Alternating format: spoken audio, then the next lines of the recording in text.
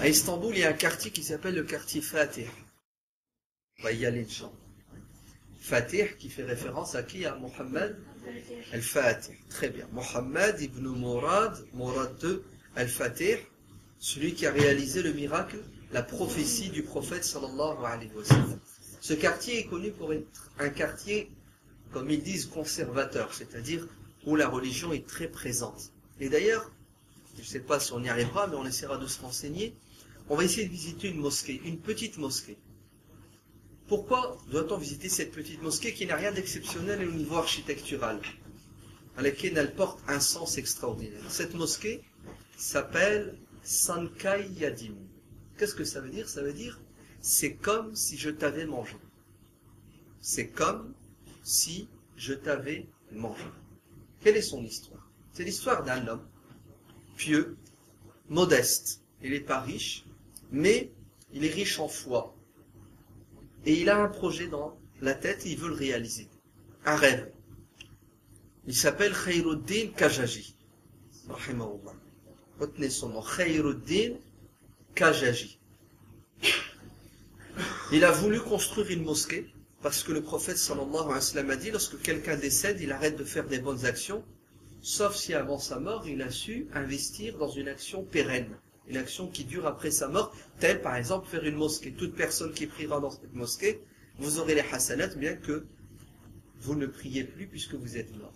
Donc il a décidé de construire une mosquée par ses propres moyens. Comment va-t-il faire? Il n'est pas riche, il est pauvre. Il a une idée extraordinaire. Il va faire ce que notre religion nous demande. Le jihad contre le nafs. Vous entendez? Lisez le Coran, vous allez voir. Sans arrêt, Dieu nous demande de faire un effort. Pourquoi? Pour contenir ses passions. Nous avons tous des envies. On est tous attirés vers le bas. Si on se laisse aller, nous allons nous comporter comme des animaux. Et le propre d'un animal, c'est de boire, de manger, de s'accoupler, de vivre sans objectif sur terre, sans penser au lendemain. Il vit au jour le jour, et en plus l'animal, vous avez bien remarqué, il est dominé par l'homme, n'est-ce pas? Aussi féroce soit-il, puisqu'on peut dompter un lion. Donc, le Coran invite le musulman à quoi? À se surpasser. Non, ça ne demande pas autant d'efforts. Juste à faire un peu d'effort pour ne pas répondre à nos passions en permanence. Savoir dire non, même quand on a envie. Parce que si vous vous laissez guider par vos envies, vous allez finir comme un animal. Vous allez vivre comme un animal et vous allez mourir comme un animal. Khayruddin Kajaji, regardez, il est mort et on parle de lui aujourd'hui. Et tous ceux qui prieront dans cette mosquée, toutes les hasanat iront à Khayruddin Kajaji. Comment a-t-il fait? Chaque fois qu'il allait au marché et qu'il passait devant quoi? Devant celui qui vend les fruits. Il aimait bien les pommes. Il prenait la pomme, il la regardait. Et il a envie de l'acheter.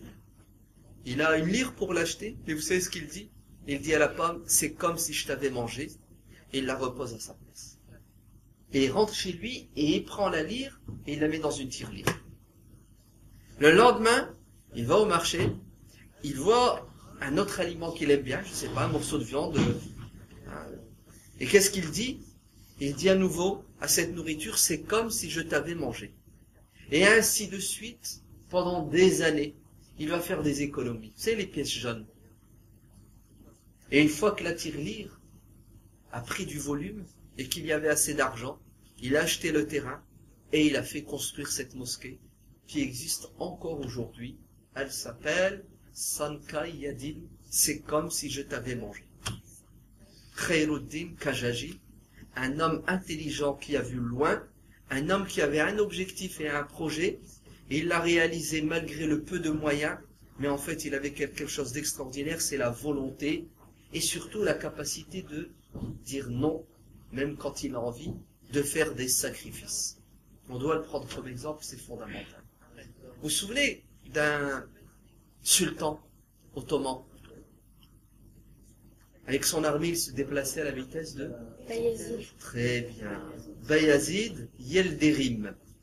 Bayazid, Yaldirim. Yaldirim veut dire l'éclair. Vous vous souvenez que il a perdu une bataille qui s'appelle la bataille d'Ankara contre Tamerlan, Timurlan, et il a fini en captivité, il est mort. Et ce sont ses enfants qui vont par la suite réussir à quoi? À refonder. Bayazid fait trembler l'Europe tout entière. Pourquoi? Parce que il a une armée puissante et en plus il a des ambitions. Vous savez que les Ottomans, une fois qu'ils ont pris Constantinople, donc la partie européenne de Constantinople, ils avancent et ils se rapprochent de quoi? De la Grèce, de la Bulgarie, de la Bosnie, de la Serbie, etc., etc. Et d'ailleurs, ils vont aller jusqu'aux portes de Belgrade, le Danube. Mais ouvrez vos oreilles. Lorsque les Européens constatent que Bayazid est dangereux pour eux, ils décident de l'arrêter. Et ils organisent ce qu'on appelle une croisade.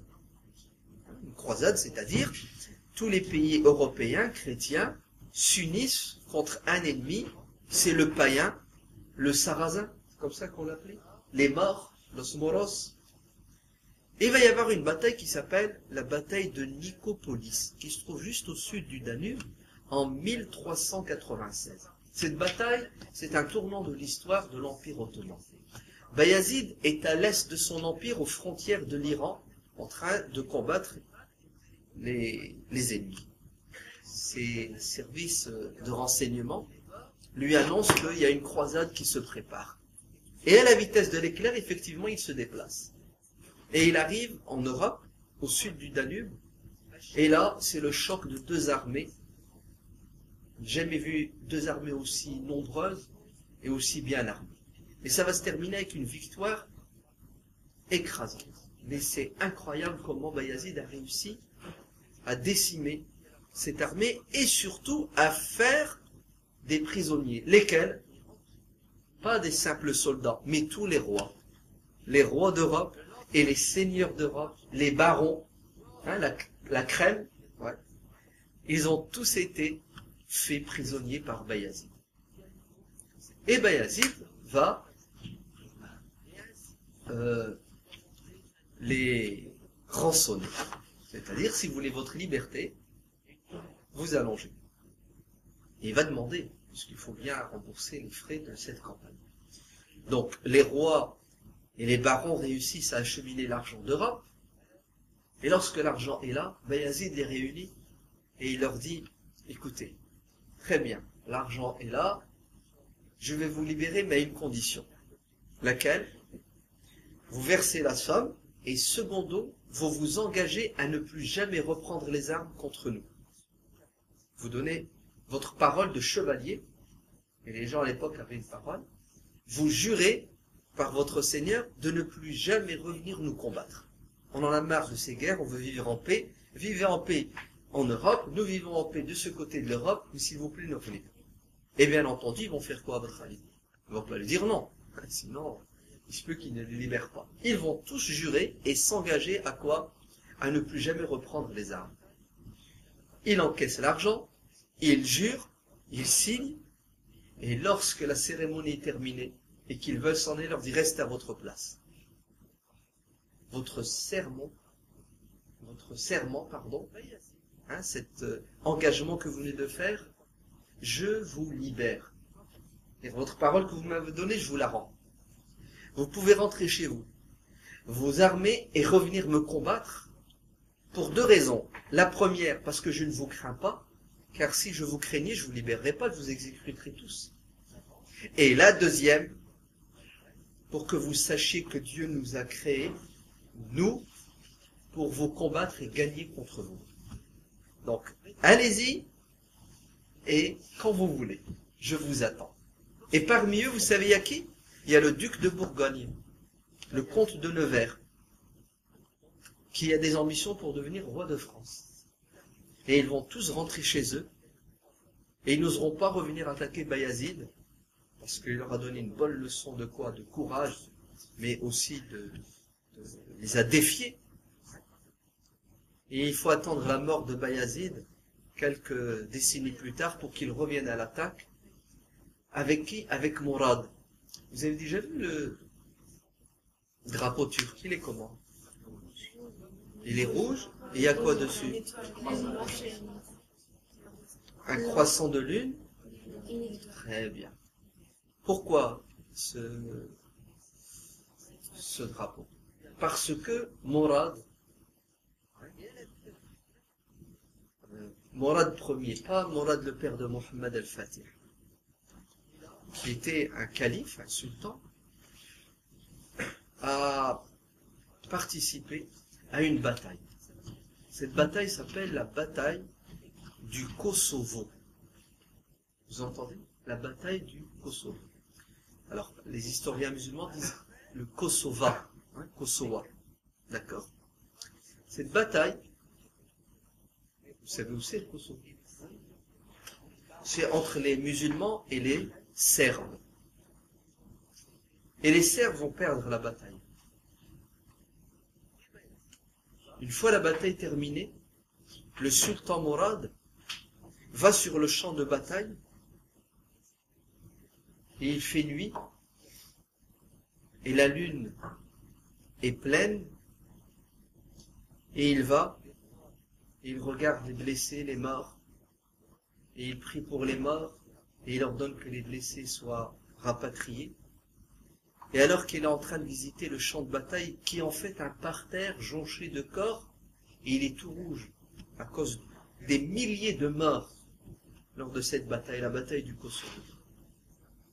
Et un Serbe, qui en fait n'était que légèrement blessé, va se lever et poignarder le sultan Mourad, et il va tomber martyr, et il va mourir au champ de bataille. Et c'est de là que les Turcs, les musulmans, vont dessiner ce drapeau. Le rouge signifie le champ de bataille du Kosovo, de la bataille de Kosovo. Et le croissant a signifié l'islam.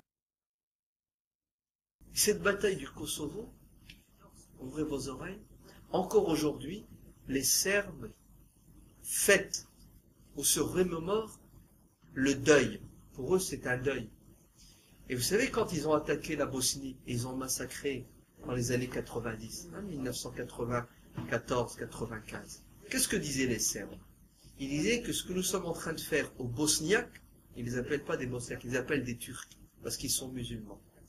Comme chez nous, un Arabe égale un musulman, en Europe de l'Est, un Turc égale un musulman. Ils ont fait l'amalgame. Ils massacraient les musulmans bosniaques en disant c'est une revanche de la bataille du Kosovo. Et encore aujourd'hui, ils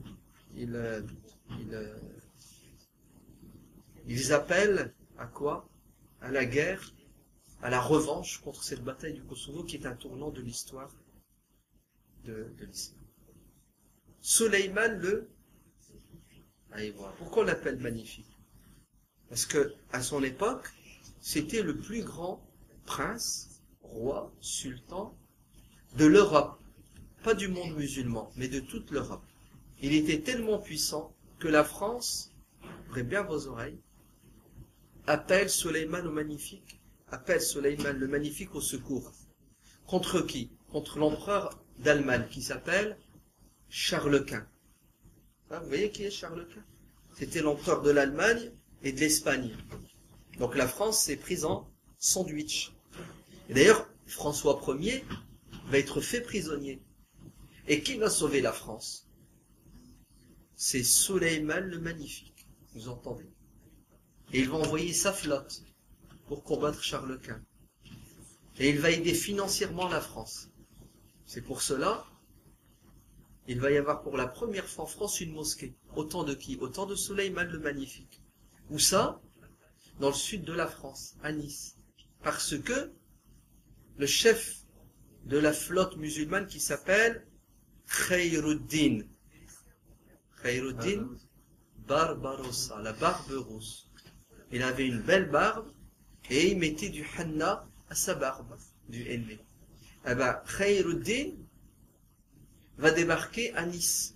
Et il s'installera à Nice Mais c'est Khayruddin, rahimahullah, et son frère Arrouj, comme ça qu'ils s'appellent, ces deux amiraux de la flotte turque, qui vont réussir à quoi? À sauver des milliers de musulmans de l'Espagne, à retarder la conquête de la Méditerranée par les Portugais et les Espagnols, et à protéger et à sauver la France. Malheureusement, qu'est-ce que vont faire par la suite les Anglais, les Français et les Italiens? Ils vont attaquer l'Empire ottoman et ils vont le détruire de l'intérieur. Ils vont le détruire de l'intérieur en ouvrant des ambassades dans l'Empire ottoman et en signant des traités commerciaux avec les Ottomans qui leur permettaient de faire ce qu'ils voulaient dans l'Empire ottoman, de commercer comme bon leur semblait, en toute liberté. Et c'est de là que l'Occident va quoi? Partir de là que l'Occident va détruire l'Empire ottoman.